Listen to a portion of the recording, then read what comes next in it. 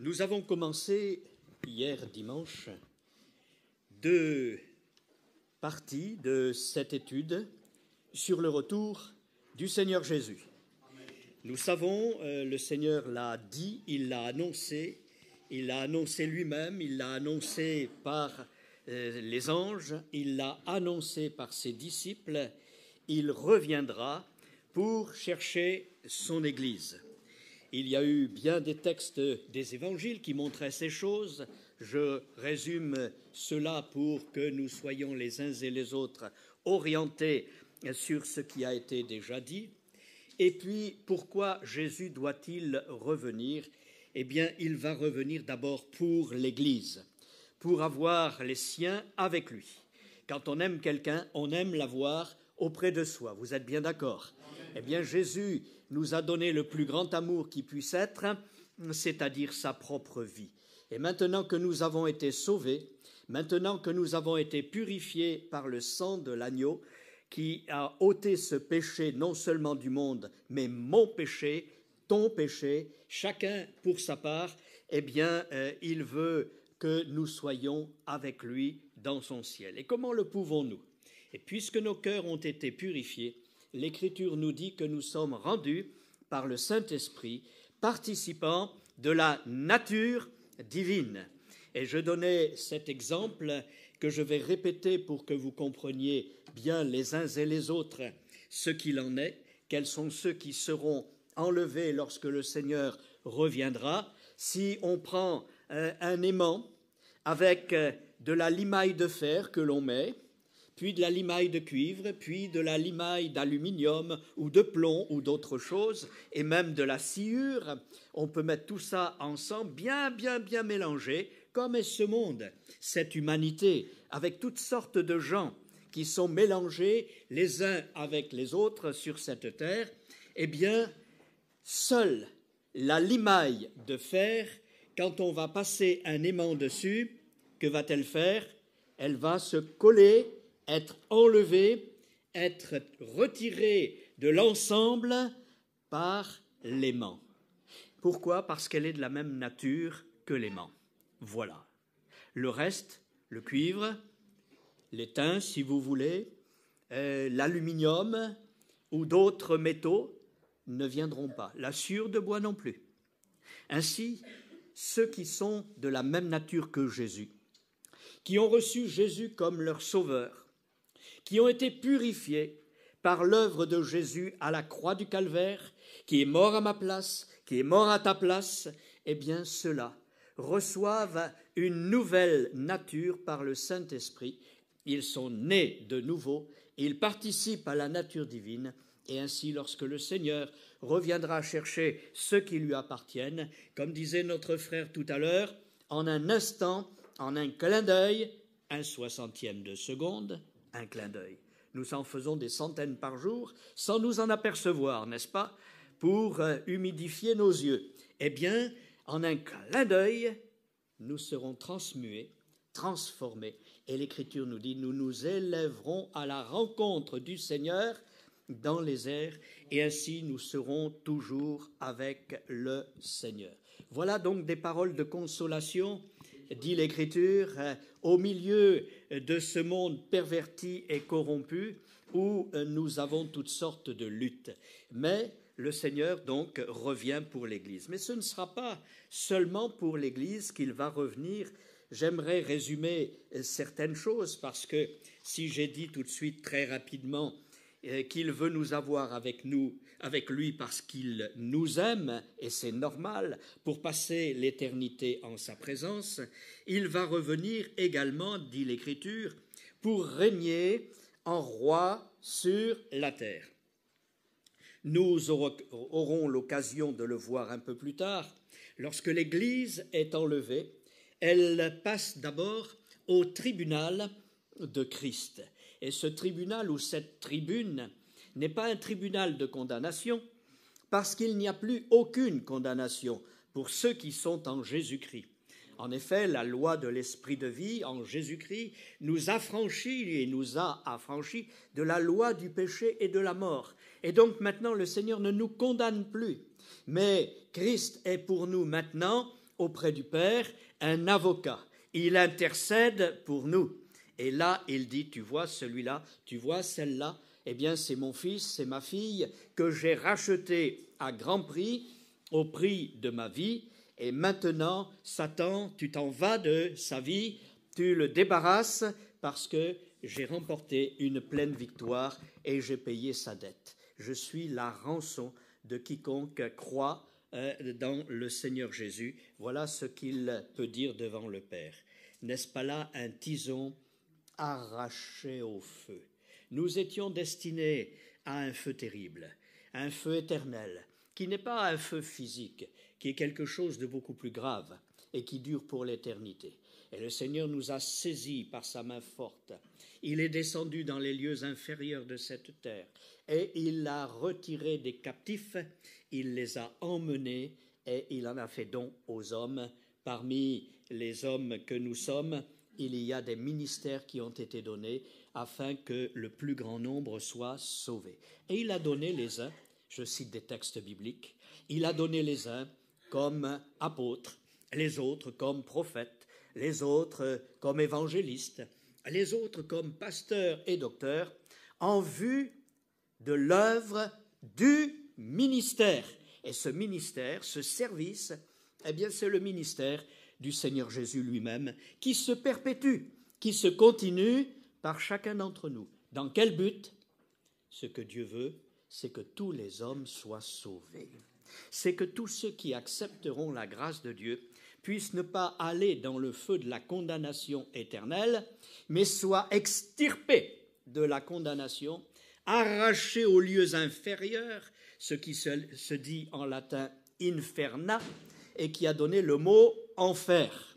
Eh bien, pour être amenés ensuite dans la présence de Dieu. Voulons-nous être dans la présence du Seigneur pour l'éternité? Et je pose la question à chacun, est-ce que tes péchés ont été effacés? Est-ce que le Seigneur Jésus est réellement ton sauveur personnel? Je n'ai pas entendu beaucoup d'amen. Si nous avons cette ferme assurance dans notre cœur, alors quelles que soient les difficultés par lesquelles nous pouvons passer dans ce monde, le Seigneur est celui qui nous en délivre et qui nous guérit et qui nous transforme et qui, au moment où il viendra chercher les siens, nous emmènera avec lui. Alléluia. Donc il va venir aussi, après avoir attiré son Église avec lui, il va nous amener au tribunal des récompenses. Et si j'ai fait la parenthèse que je viens de faire, c'est pour dire qu'il n'y a plus aucune condamnation à ce tribunal. Mais c'est le tribunal pour donner à chacun selon ses œuvres. Ta mine a rapporté 10 mines. Prends le gouvernement de 10 villes, dira le maître de maison à son serviteur à qui il aura donné une mine. Ta mine a rapporté 10 mines. Et puis nous avons tous reçu, tous les serviteurs ont reçu la même mine. Eh bien nous tous, nous avons reçu un dépôt extraordinaire, l'évangile de Jésus-Christ. Alléluia. La bonne parole de Dieu, de la Genèse à l'Apocalypse. Nous avons reçu les arts de l'Esprit, l'héritage déjà que le Seigneur verse en nous, quand nous sommes d'abord convaincus de péché, de justice et de jugement par le Saint-Esprit. Il a travaillé notre cœur, il a fait de nous une nouvelle création et maintenant il nous donne la possibilité de porter le fruit de l'Esprit et après d'exercer les dons spirituels. Il y a 9 expressions du fruit de l'Esprit, comme il y a aussi 9 dons spirituels qui sont manifestés dans le peuple de Dieu. Et tout cela par le Saint-Esprit. Ce n'est pas quelque chose que nous faisons par nos efforts. Tout est grâce, tout est don de la part de Dieu. Et donc, nous ne pouvons pas dire « je ne sers à rien », mais j'ai été racheté par grâce, sauvé pour servir. Et alors, à ce moment-là, lorsque je mets en œuvre les dons, les grâces que le Seigneur met à ma disposition, vous savez quoi? Non seulement le Seigneur nous a sauvés gratuitement, il a payé notre dette gratuitement pour nous, mais lui, il l'a payé cher de sa vie, de sa souffrance, et cela a été terrible, mais encore maintenant, lorsque nous mettons en œuvre les cadeaux, les dons qu'il met à notre disposition, il nous en donne la récompense. Ta mine a rapporté 10 mines, prends le gouvernement de 10 villes. Ta mine a rapporté 5 mines, on va dire, prends le gouvernement de 5 villes. Ta mine a rapporté 3 mines, eh bien, prends le gouvernement de 3 villes. Tiens, il y a donc un gouvernement. Et il y a des récompenses qui sont des positions, je dirais, administratives dans le royaume de Dieu, lorsque Jésus, après avoir enlevé son Église, va attribuer les récompenses à chacun selon ce qu'il aura fait sur la terre pour servir le Seigneur d'une manière ou d'une autre. Ce n'est pas seulement les serviteurs de Dieu qui sont sur une estrade, mais le ministère, eh bien, c'est un service, et tous, nous avons reçu un service pour mettre notre vie à la disposition du Seigneur. Est-ce que ta vie est à la disposition du Seigneur? Ah, je disais hier, Seigneur, me voici, ce que tu veux, comme tu veux, où tu veux, quand tu veux, de la manière qui te convient, mais fais ton œuvre en moi. J'attendais un énorme amen. Eh bien, c'est ce que le Seigneur veut faire. Dieu a besoin de toi. Et je m'adresse à chacun, à chacune, à chaque âme qui est là ce soir, pour réaliser que ce que Dieu veut, c'est que nous soyons ses collaborateurs. Et Paul dira, nous sommes ouvriers avec Dieu.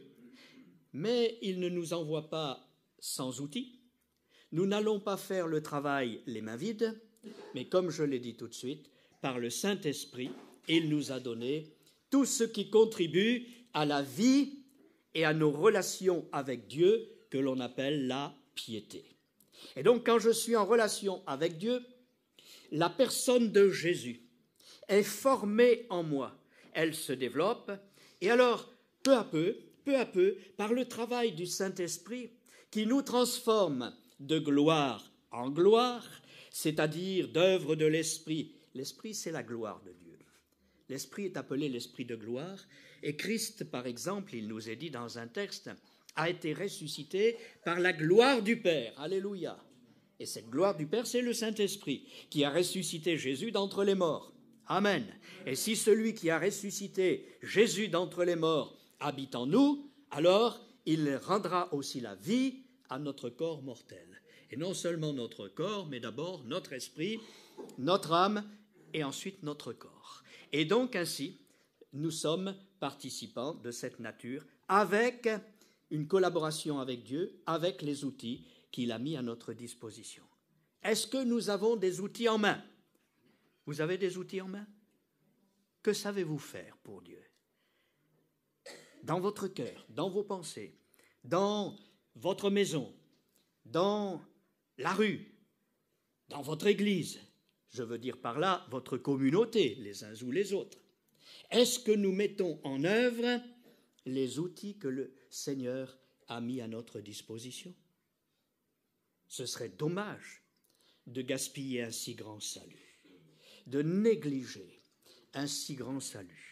Qui va oser dire, Seigneur, me voici, avec la vie que tu m'as donnée, avec les dons, les grâces que tu m'as données, me voici, envoie-moi. Eh bien, le Seigneur va le faire. Si vous avez vraiment ce désir dans votre cœur, le Seigneur ne vous laissera point oisif ni stérile pour la gloire de Dieu. J'attendais un amen. Amen. Ainsi, le Seigneur qui voit notre bonne volonté, qui voit notre désir de lui être agréable, va aussi nous récompenser. Et parce que nous serons rendus semblables à lui, nous serons cette épouse sans tache, ni ride, ni rien de semblable, que le Seigneur est en train de préparer pour ses noces. Dieu le Père prépare les noces de son Fils. Et pour le moment, l'Église dans ce monde est fiancée de Jésus-Christ. Amen. Et Paul dira, je vous ai fiancés, vous, les membres de l'Église, je vous ai fiancés à un seul époux. Quelle grâce! Mais on ne reste pas fiancé toute sa vie.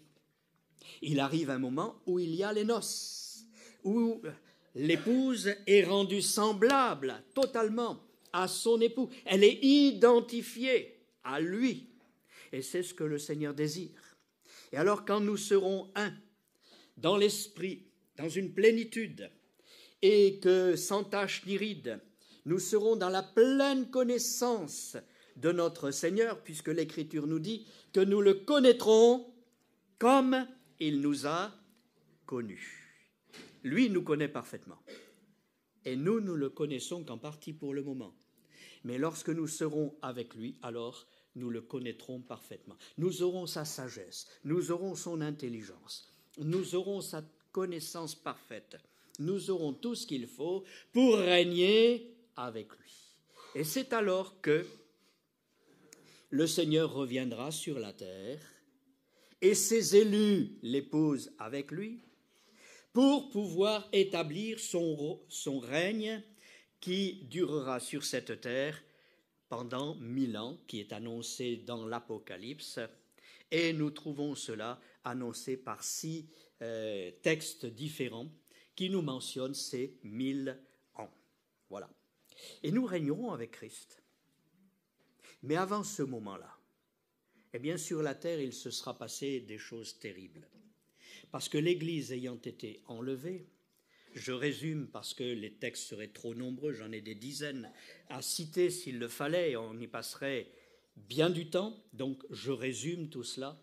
Eh bien, sur la terre, l'Écriture nous montre que l'Église étant enlevée, ce qui retient, ce qui freine encore la perversion, la corruption dans ce monde, c'est la présence du Saint-Esprit dans l'Église. Et quand le Saint-Esprit avec l'Église sera enlevé, je dirais que la phase protectrice de l'action de l'Esprit sera la barrière, le mur, la digue qui endigue le mal encore, qui le retient de déferler partout. Oh, il est déjà bien répandu, mais ce n'est pas encore la grande inondation. Eh bien, cela aura cessé. Et l'Écriture nous dit que tous les démons qui sont enfermés depuis leur chute, il y en a d'autres qui sont sur la terre déjà, et vous le connaissez, vous le savez, et ils font déjà beaucoup de mal depuis que l'homme est l'homme sur la terre. Mais les anges déchus ne sont pas tous libérés. Au moment du jugement de ce monde, quand l'Église aura été enlevée, au même moment, le puits de l'abîme où sont retenus tous ces démons va être ouvert. Et là, comme une nuée de sauterelles, tous ces démons vont sortir et se répandre sur la terre. Et à ce moment-là, je l'ai déjà cité hier, les hommes s'égorgeront les uns les autres dans les rues, et ce sera quelque chose de terrible. Au point que les uns les autres aussi voudront mourir, même se supprimer tellement ils souffriront de toutes sortes de choses. Et il nous est dit que la mort fuira loin d'eux, parce qu'ils souffriront des conséquences de leur rejet de Dieu, de sa grâce, de sa miséricorde, de son pardon et donc de son amour. Le plus grand péché de l'homme, c'est de rejeter l'amour de Dieu. Et l'Écriture nous dit, parce qu'ils n'ont pas reçu, dans le sens de recevoir, d'empoigner, d'embrasser, de prendre avec soi, de garder, parce qu'ils n'ont pas reçu l'amour de la vérité, Dieu leur enverra une puissance de mensonge, une puissance d'aveuglement, une puissance ténébreuse, afin qu'ils croient au mensonge. Et là va monter tout un système dans ce monde qui est le système de l'Antichrist, qui va dominer toutes les nations et les conduire au chaos. Voulez-vous participer à ce chaos? Ça vous fait envie? Quand on voit déjà le chaos de notre société, sans qu'il y ait cependant ce jugement prononcé sur toute la terre, Dieu nous dit, c'est quelque chose de terrible qui attend l'homme. Et dans plusieurs textes, je me rends compte que je ne peux pas les citer parce qu'en fait, ils sont trop nombreux, je les ai sous les yeux, et avec les références et tout cela. Les hommes rendront l'âme de terreur au bruit, au vacarme des eaux, qui vont déborder de partout. Ils ne sauront plus que faire au bruit des eaux. Tiens, ça me rappelle quelque chose dans l'actualité, ça. Quand on voit, avec le réchauffement climatique, comment le niveau des mers va monter, j'entendais, puisque c'est une évaluation, mais une évaluation théorique, que en 2050, par exemple, on envisage que le niveau des mers va monter entre 80 cm et 1 mètre. Mais quand on regarde le résultat, ce n'est pas une simple marée, mais c'est que des îles entières vont disparaître. Des parties entières de continents et de notre Europe vont se trouver sous les eaux, complètement. Des villes entières seront englouties. Des millions de gens seront détruits. Et quand en plus on y met la guerre, les armes atomiques, que nous citerons dans quelques instants, et tous ces signes que Jésus mentionne dans les évangiles et qui vont s'accomplir, ce sera quelque chose de terrible. Alors aujourd'hui, croire au Seigneur Jésus, le recevoir comme son sauveur personnel, lui confier notre vie, la lui donner, afin qu'il nous conduise dans les plans bienveillants qu'il a pour chacun d'entre nous, c'est un grand privilège et nous ne voulons pas négliger un si grand salut. Et c'est pourquoi Dieu a sauvé des hommes, afin que ceux-ci puissent à leur tour en prévenir d'autres en disant « Sauvez-vous de cette génération pervertie, corrompue, mauvaise, méchante. Sauvez-vous. » Comment? En acceptant Jésus comme votre sauveur. Il n'y a pas d'autre solution, car le seul nom qui ait été donné aux hommes, par lequel nous devons être sauvés, c'est le nom de Jésus. Celui qui a le Fils de Dieu a la vie. Celui qui n'a pas le Fils de Dieu n'a pas la vie. Et la colère de Dieu demeure sur lui. Et il viendra en jugement, non pas seulement là-haut, mais sur cette terre, dans cette dernière génération. Ce sera quelque chose de terrible. Alors, bien-aimés, je ne veux pas vous donner peur, mais je veux ouvrir nos yeux pour que nous soyons vigilants, afin que nous ne nous laissions point tromper par tout ce que l'ennemi veut mettre comme leurre, comme tromperie devant nos yeux, par toutes les ruses et les séductions de ce monde, afin de nous attirer vers lui et loin de Dieu. Mais tout cela pour arriver au jugement, parce que l'ennemi, lui, sait qu'il est vaincu et que pour l'éternité, il sera dans les tourments. Et il veut nous emmener avec lui le plus possible. Et il veut en détruire le plus possible. C'est sa haine, c'est sa revanche. Détruire les œuvres de Dieu, détruire les créatures de Dieu, détruire la terre avec ce qu'elle renferme. Et l'Écriture nous dit que Dieu détruira ceux qui détruisent la terre. Ceux qui aujourd'hui, pour des milliards de dollars, sont en train de détruire toutes les forêts de ce monde et surtout le poumon de notre planète qui est la forêt amazonienne, par exemple, eh bien Dieu leur redemandera des comptes et il les détruira. Parce que toutes ces choses qui vont venir comme un jugement sur le monde et tous ces signes que nous abordons maintenant, eh bien vont s'accomplir pour juger cette terre révoltée contre Dieu. Mais avant donc de voir la terre, voyons notre cœur. Où en sommes-nous? Posons-nous la question. As-tu fait la paix avec Dieu? Tes péchés sont-ils pardonnés, purifiés par le sang de Jésus? Est-ce que tu as fait alliance avec Dieu par le sacrifice de son Fils? Est-ce que tu as donné ta vie au Seigneur Jésus? Si oui, si tu as le Fils, tu as la vie. Amen. Amen. Et tu ne viendras plus en jugement, mais tu viendras au tribunal des récompenses. Ah oui, là c'est autre chose. Et tu régneras avec Christ pendant 1000 ans sur la terre, et ensuite, après, il y a la vie éternelle. Et c'est une autre dimension encore, et quelque chose de glorieux. Donc en attendant, eh bien le Seigneur a donné des signes que nous allons citer assez rapidement, mais je vais lire un texte qui résume un petit peu tout cela. C'est dans Luc au chapitre 21, les versets 8 à 28 pour ceux qui ont une Bible. Luc 21, versets 8 à 28. Jésus dit, « Prenez garde que vous ne soyez séduits, car plusieurs viendront en mon nom, disant, « C'est moi, je suis Jésus. » Le temps approche, ne les suivez pas. Quand vous entendrez parler de guerre et de soulèvement, on entend cela tous les jours, ne soyez pas effrayés, il faut que ces choses arrivent premièrement. Il faut. Les guerres font partie des jugements de Dieu. Mais ce ne sera pas encore la fin. Alors, il leur dit, une nation s'élèvera contre une nation et un royaume contre un royaume. On peut voir les guerres mondiales diverses qui ont déjà eu lieu.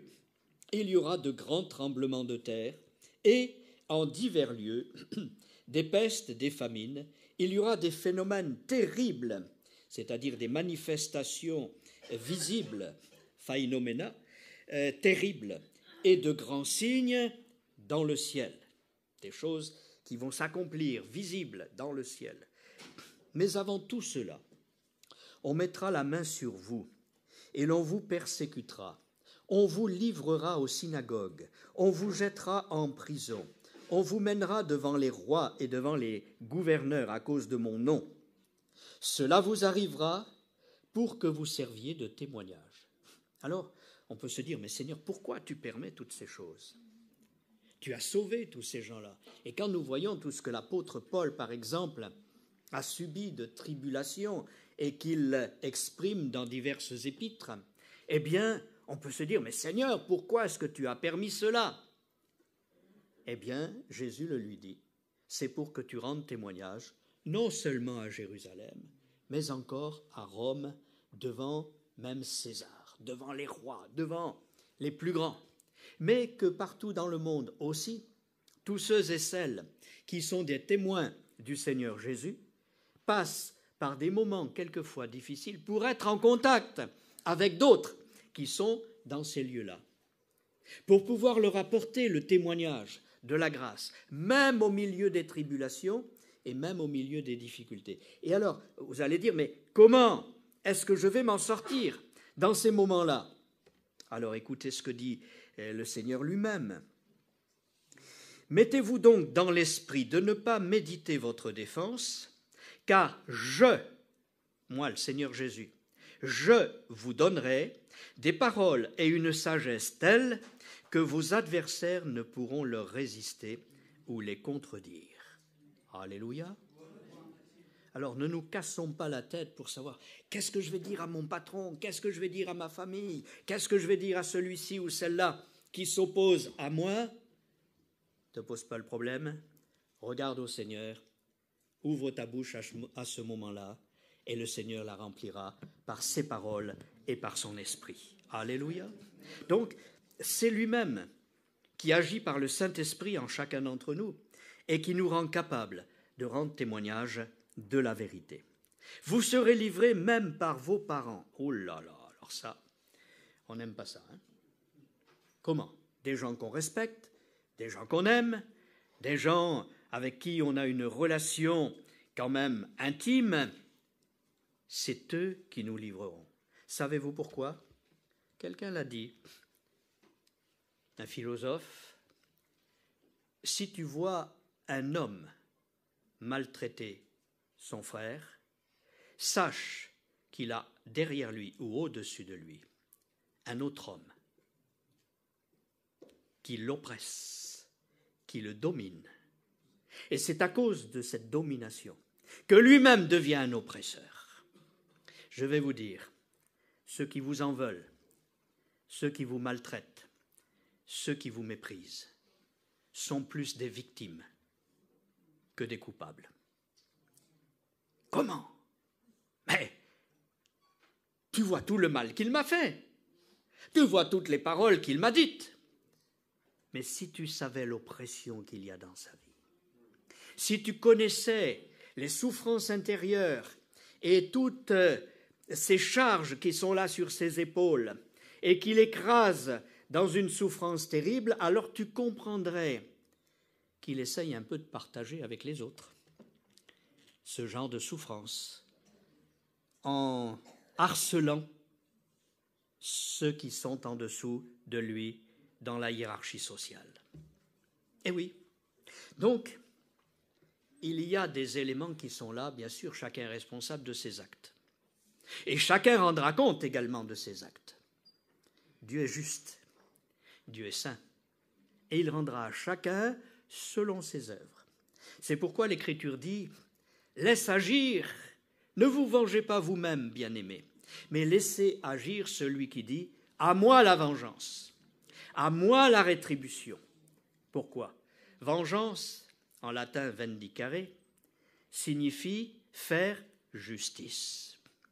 Or, il n'y a que Dieu qui connaît les vrais tenants et aboutissants dans des œuvres de chacun.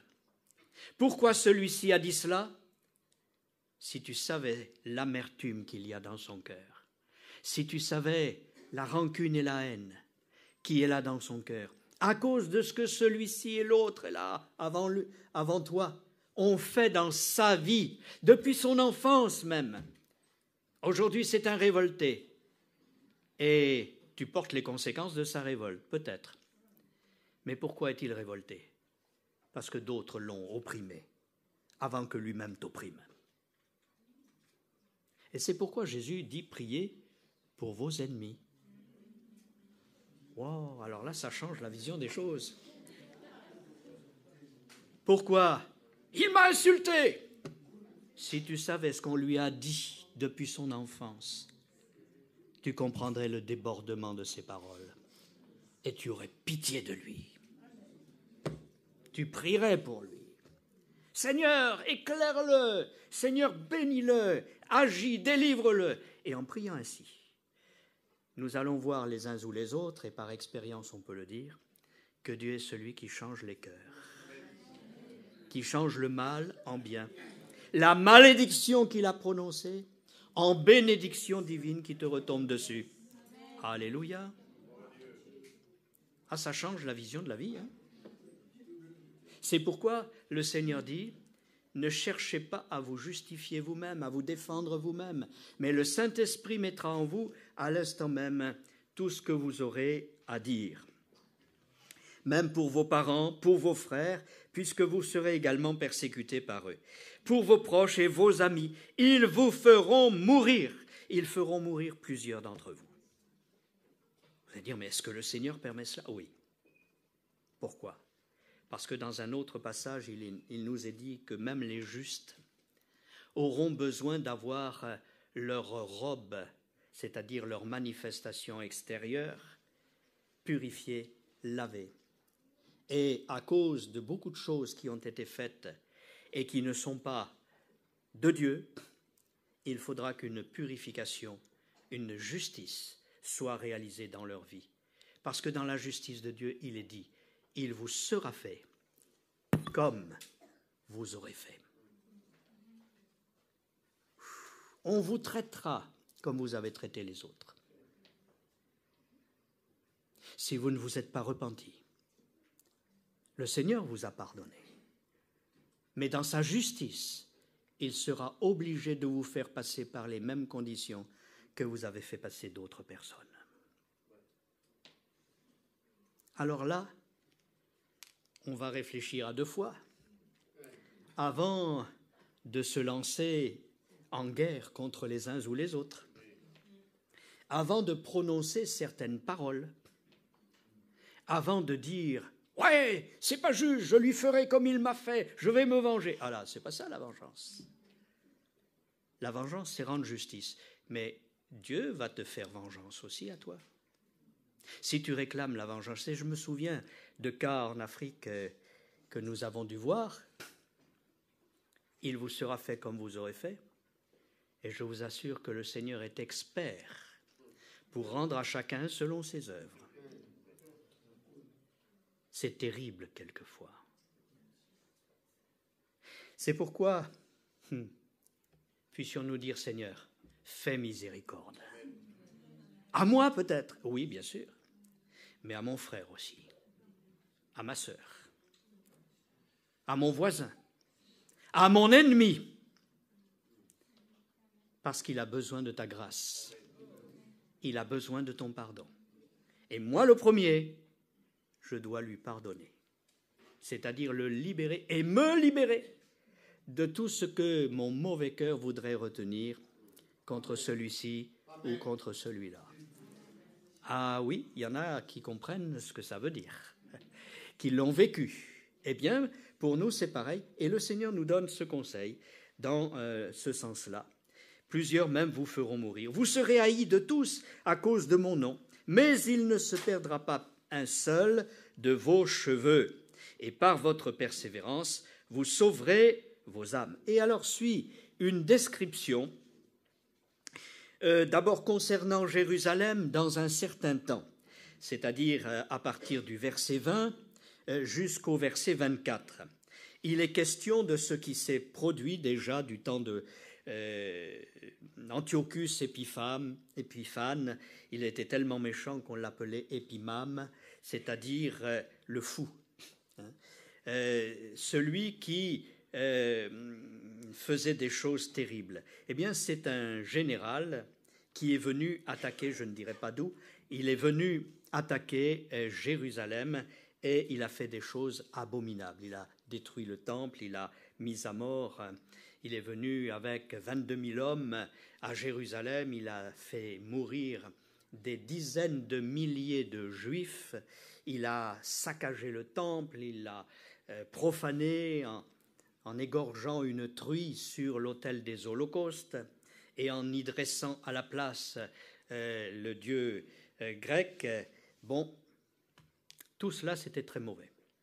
Mais l'Écriture, donc, qui décrit ces choses-là, dit que dans les derniers temps, un homme qui fera exactement la même chose, qui viendra détruire Jérusalem, dans les derniers temps, qui va profaner de nouveau le temple qui aura été rebâti à ce moment-là, va également mettre à mort des milliers de gens qui adorent Dieu, parce qu'il entrera jusque dans le temple de Dieu, se proclamant lui-même Dieu, et fera que quiconque ne l'adorera pas sera mis à mort, et que l'image de cet homme sera répandue sur toute la terre. Je ne peux pas vous donner les textes, je les ai sur mes notes évidemment, mais il faudrait des heures pour définir tout cela, j'y viendrai peut-être un peu plus tard. Eh bien, il fera que sur toute la terre, une image animée sera dans toutes les maisons, et qu'à partir de cette image, on pourra contrôler ceux qui adorent ou qui n'adorent pas, ceux qui se prosternent ou ne se prosternent pas devant cette image, et que quiconque ne se prosternerait pas serait mis à mort. Ça vous dit quelque chose? Une image animée dans toutes les maisons, avec la possibilité de voir ce qui se passe dans la pièce. Bien sûr, la technologie existe déjà pour ces choses. Et tout est en place avec bien d'autres choses, on pourrait en parler des heures. Eh bien,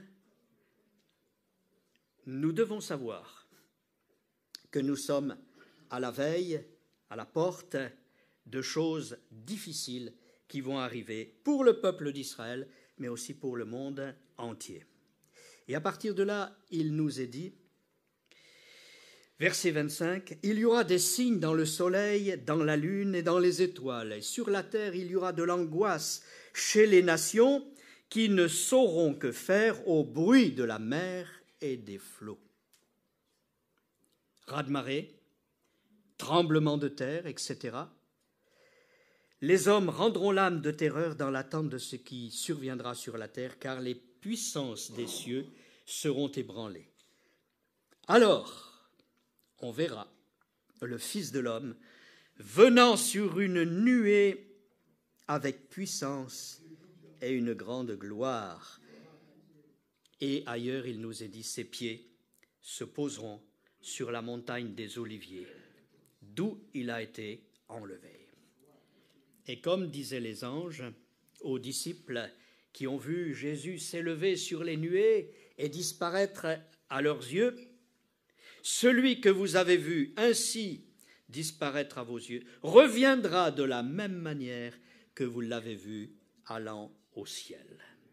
Et il reviendra, mais il dit, mon jugement, ma rétribution me précède. Et tous ces jugements qui vont avoir lieu sur la terre, tous ces bouleversements, tous ces tremblements de terre, parce qu'il en est question encore ailleurs, mais je veux résumer ces choses, eh bien tout cela va s'accomplir avant que le Seigneur revienne. Alors que l'Église aura été enlevée, alors que le tribunal de Christ aura donné les récompenses à tous ceux qui appartiennent au corps de Christ, eh bien, les noces étant réalisées, le Seigneur revient avec tous ceux qui lui appartiennent pour régner sur la terre. Et là, alors qu'il y aura la guerre d'Armageddon, cette bataille terrible qui va rallier toutes les nations du monde, toutes les armées du monde contre Jérusalem, eh bien, ce sera un massacre opéré d'en haut, Armageddon. Massacre opéré d'en haut. Voilà ce que ça signifie. Et donc, les nations seront jugées. Et le Seigneur va revenir. Il va revenir sur un champ de bataille terrible. Il va revenir sur un champ de ruines que sera l'ensemble de cette humanité. Parce que dans plusieurs textes, et je les ai référenciés, mais nous ne pouvons pas les lire dans une seule soirée, je voudrais que vous entendiez ces choses rapidement. Pour plusieurs, vous n'aurez plus l'occasion d'être là. C'est pourquoi je fais cela dans cette disposition, un résumé. Leur langue tombera en pourriture dans leur bouche. Leurs yeux, de ceux qui sont venus contre Jérusalem, tomberont en pourriture dans leurs orbites. Ils mourront de décomposition sur pied. Et c'est le résultat de la radioactivité. Intense. C'est le résultat de tous ces symptômes que l'on voit dans les Écritures, où il nous est dit que le sol deviendra comme de la glu, collante, noire, gluante, que la mer sera rendue comme le sang d'un cadavre, noir, visqueux. Quand des milliers de pétroliers font naufrage, puisque le tiers des navires du monde, dit l'Écriture, sera détruit à ce moment-là. Le tiers de tous les navires du monde. Ces navires vont répandre tout leur contenu sur la mer. Quand on voit un simple dégazage d'un navire qui passe au large des côtes, les drames que cela amène sur les côtes et toute la destruction, quand vous pensez le tiers des navires sur tous les océans seront détruits par cette guerre atomique. Quand il nous est dit que les gens, lorsqu'ils boiront de l'eau, vont mourir, parce qu'une certaine étoile, appelée absinthe, sera tombée du ciel dans les eaux et va manifester une pollution terrible qui fera mourir le tiers des hommes. Et cette étoile appelée absinthe, en géorgien, ce n'est pas du russe, quelqu'un me l'a précisé, se dit Tchernobyl. Absinthe. Tchernobyl. Ça vous dit quelque chose? Et c'est cela qui va tomber dans les eaux. C'est cette action particulière qui a détruit des milliers d'hectares, qui a pollué définitivement des régions entières. et ce n'est qu'un simple accident pour le moment. Mais quand ces choses seront voulues, avec des bombes atomiques qui détruiront des États, des régions entières, eh bien, lorsque le Seigneur reviendra avec son peuple, il va descendre sur une terre en ruine. Mais l'Écriture nous dit qu'il va rétablir toutes choses et qu'il rétablira ces choses, mais alors d'une manière extraordinaire, telles qu'elles étaient dans le jardin d'Éden. Gloire à Dieu. Oui. Et dans ces moments terribles, malheureux, quiconque invoquera le nom du Seigneur sera sauvé.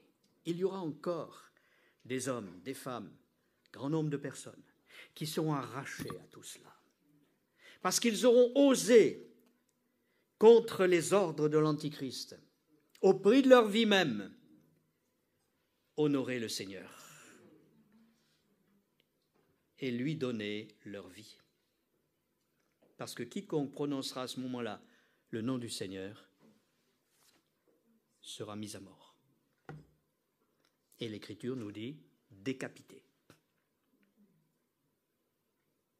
Tous ces martyrs qui vont venir pendant la grande tribulation et qui sont sous l'autel des holocaustes vus dans le ciel et qui crient vers Dieu, « Seigneur, mais jusqu'à quand tarderas-tu pour tirer vengeance de notre sang? Nous tous qui, pendant toute l'histoire de l'Église, avons été mis à mort, persécutés par la fausse Église, par la Babylone. » Et le Seigneur leur répond, « Attendez, parce qu'il faut que le nombre de ceux qui doivent être mis à mort, vos frères, qui pourtant sont sauvés, mis à mort par l'Antichrist, il faut que le nombre soit complet. Prenez patience, je tirerai vengeance de votre sang, pas de problème. Et les habitants de la terre sauront qui est Dieu. Et tout genou fléchira devant lui. » Alléluia. Alors, c'est vrai, il y a un grand chaos dans tout ce que je suis en train de vous décrire. Mais au travers de cela, il y a aussi une immense grâce. Parce que Dieu veut attirer encore des hommes à lui.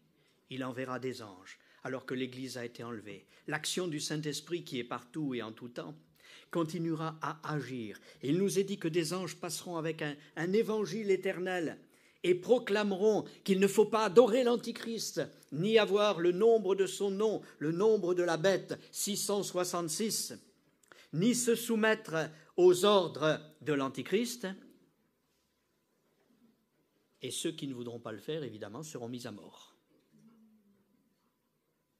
Eh bien, au milieu de tout cela, le Seigneur agit par son esprit, par les anges et par 2 témoins également qui seront à Jérusalem et qui rendront témoignage de la véracité des Écritures et qui vont encore manifester les mêmes signes que Moïse et Élie, en leur temps, avaient manifestés devant le Pharaon d'Égypte. Eh bien, Dieu ne change pas. Et il veut libérer son peuple et que les uns et les autres soient conscients de sa puissance et de son autorité. Tout genou, je le répète, fléchira devant lui. Alors il y aura toutes ces choses qui vont arriver, et quand ces choses commenceront à arriver, redressez-vous, levez vos têtes, parce que votre délivrance approche.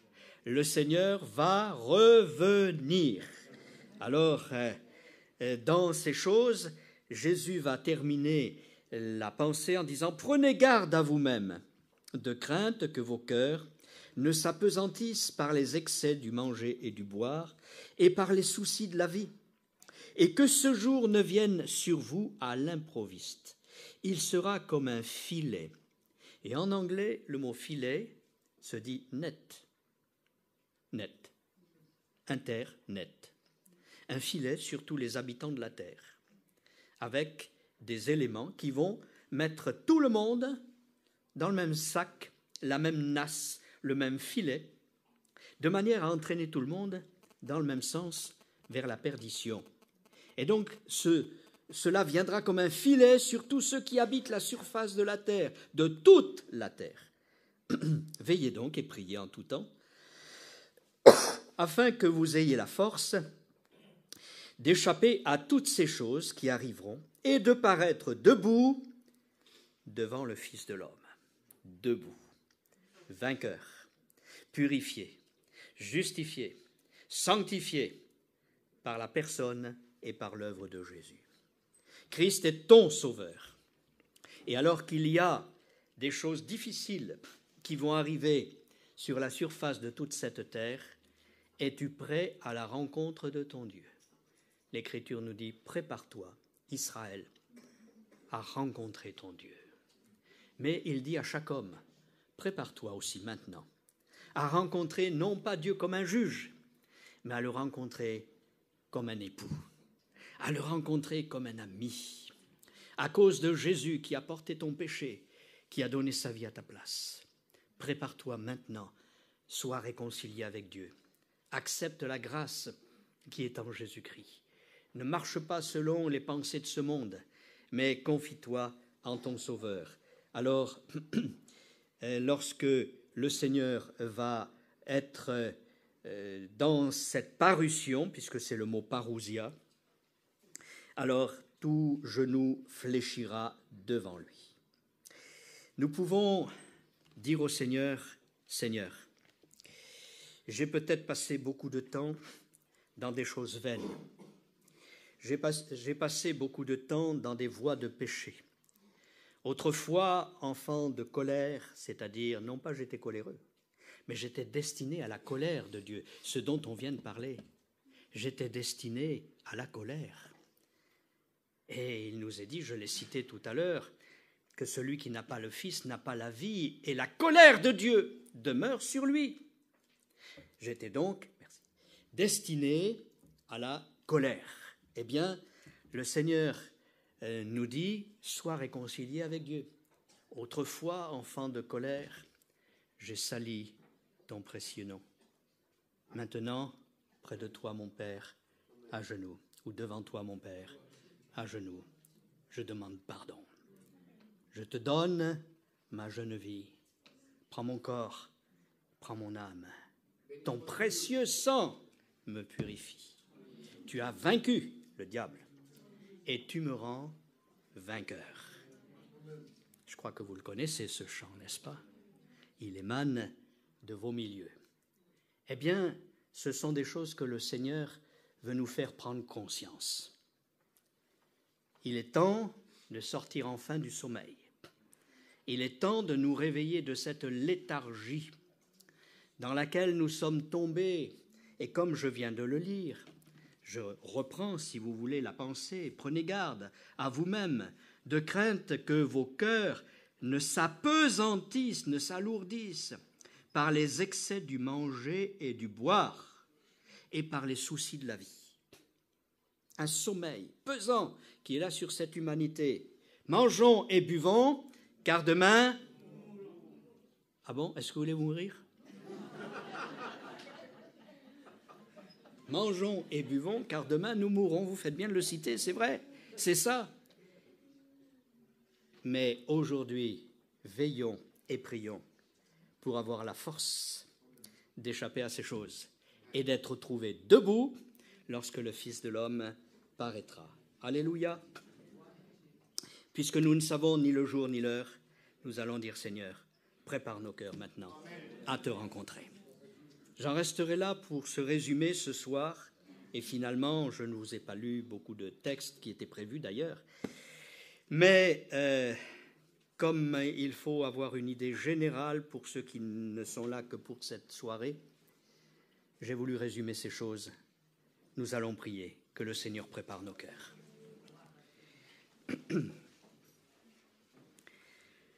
Seigneur notre Père, comme Jésus a pu le dire, voici, je vous ai tout annoncé d'avance.